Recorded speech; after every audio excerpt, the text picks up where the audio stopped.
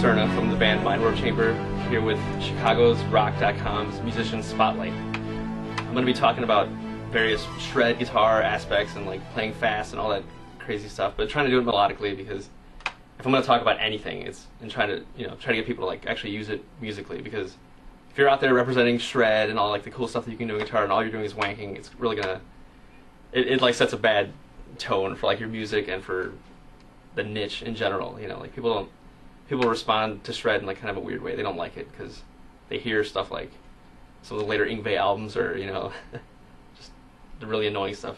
I'll actually give a nice little demo of what I'm talking about in a little bit, but anyway, I have tons of topics that I could talk about, but I'll just keep it simple for you. And I'm going to start with stuff that doesn't seem like shred, but it's really, really important.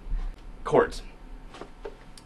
Nobody wants to hear about chords when you're talking about shred, but it shapes everything, right? Whenever you're shredding, you could just pick a scale and start playing your ass off, up and down the neck, all over the place, just doing this all day.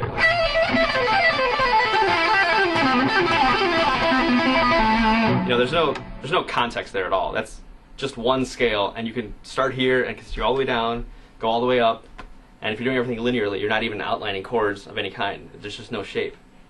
That, by definition to me, is unmusical, like unmusical shred. You have to be aware of what the band's doing, what kind of chords the band's playing, like to actually do something with it, to hit those key moments, to at least stop on a note that implies something greater, like a better chord or something. So, typical rock, you'd hear something like a 1-4-5 progression, like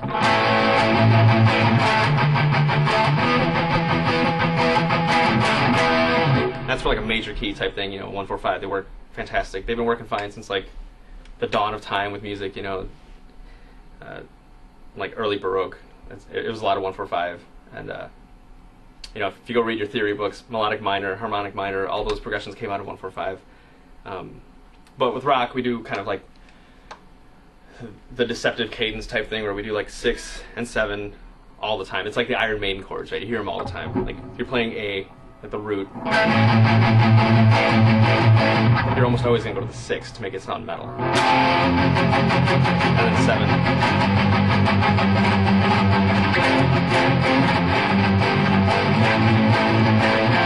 And you can vary it up all you want. But if you're gonna like record some solos and record some progressions to solo over, try that. Try using like a 1, a 6, and a 7.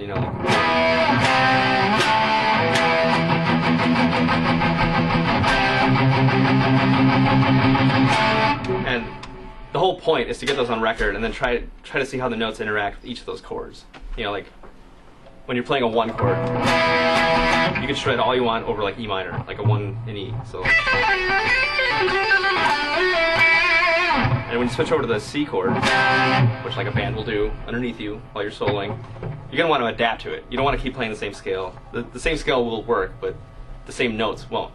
If you're hanging on like an A or whatever when you're doing like a C, it's just going to sound weird. That little moment is when guitar players start sounding like, amateurish or whatever, when they like hit a note that just doesn't belong, and they hang on and they stay on it. It's not like a passing tone or whatever. And it's not just guitar players, saxophone players, any kind of musician in any context. You want to use really interesting passing notes, but you don't want to hang on notes that are clearly not part of the key or the tonality of what you're doing.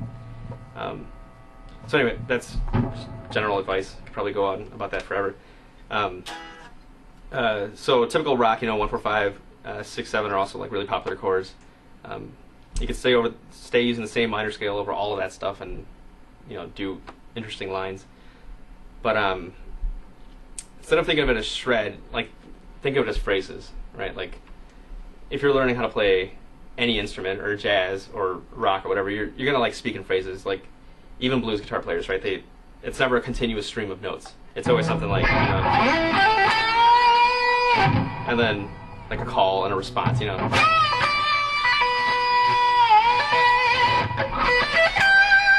there's call and a response. Another call and a response.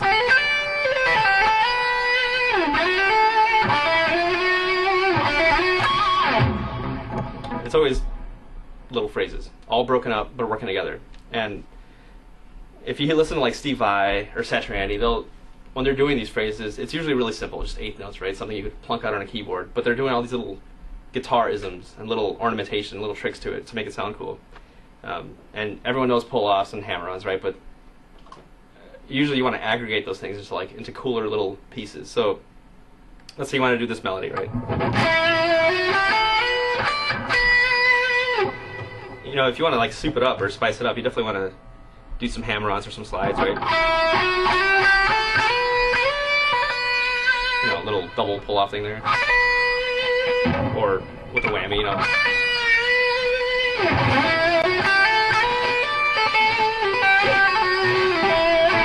Like that's tapping, right? But it's melodic. It's using it for ornamentation purposes. You'd hear like, you know, fiddle music doing that stuff all the time. Something where instead of doing a simple line like, you'd have something like.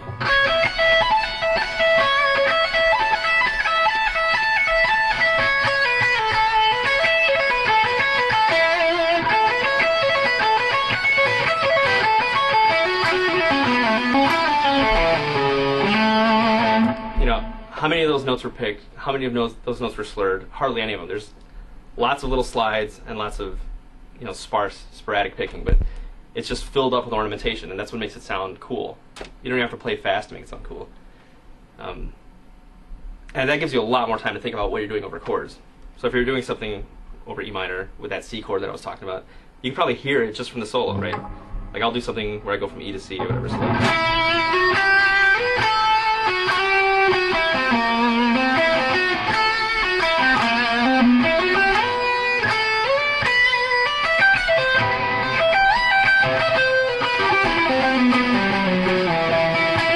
you can hear it, right? That little cadence.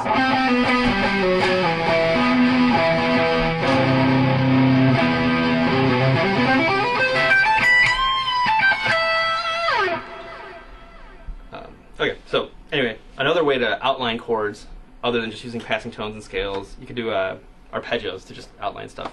That gets kind of old too, but in little bursts, it's awesome. So you can hear it even more clearly, right? If you're doing something like E,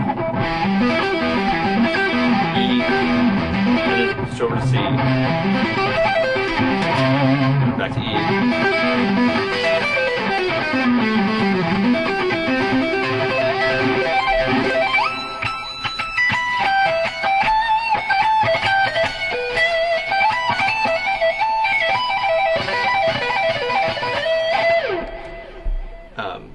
It becomes easier to hear the chord progression there, but you know, if you listen to like some Charlie Parker or some Coltrane, or they use little short bursts of arpeggios to outline bigger progressions, and that's a lot cooler than like the metal guitar way of doing it, where you're just doing straight huge arpeggios and no variance, you know, no like steps in between. You know, it's always just like a full E minor arpeggio.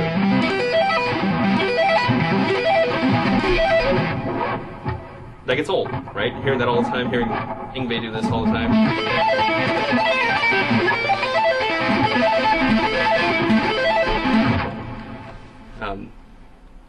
But you know, little bits of it are kick-ass. Like,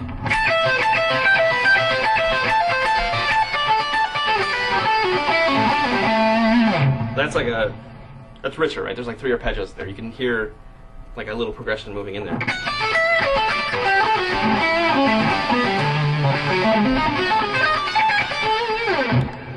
And if you're watching, that's cool. That'll like it's any major chord and any major chord of tritone above it, and just arpeggiate it. Just little 3-note arpeggios, right? Major, major, major up a tritone, again.